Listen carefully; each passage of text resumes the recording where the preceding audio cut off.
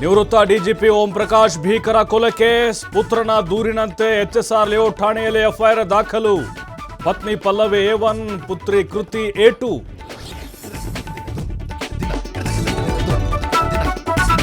Scent John's ಆಸ್ಪತ್ರೆಯಲ್ಲಿ ಮರಣೋತ್ತರ ಪರೀಕ್ಷೆ ಮುಕ್ತಾಯ. ಮಧ್ಯಾಹ್ನ 3 ಗಂಟೆಗೆ ವಿಲ್ಸನ್ ಗಾರ್ಡನ್ ಚಿತಾಗಾರದಲ್ಲಿ ಅಂತ್ಯಕ್ರಿಯೆ. ಇತ್ತ ಪೊಲೀಸರಿಂದ ಓಂ ಪ್ರಕಾಶ್ ಪತ್ನಿ ಪಲ್ಲವಿ ಅರೆಸ್ಟ್. ಜಾತಿಗಣತಿ ಮೂಲ ಪ್ರತಿ ಇಲ್ಲವೆಂಬ ಆರೋಪ. ಅಶೋಕ್ ಹೇಳಿಕೆಗೆ ಪರಮೇಶ್ವರ್ ತಿರುಗೇಟು. ಅನವಶ್ಯಕ ಆರೋಪದಿಂದ ಪ್ರಯೋಜನವಿಲ್ಲ ಎಂದ ಗೃಹ ಸಚಿವ.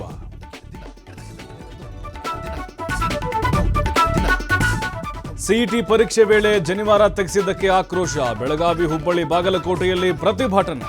ತಪ್ಪಿತಸ್ಥರ ವಿರುದ್ಧ ಕ್ರಮಕ್ಕೆ ಆಗ್ರಹ.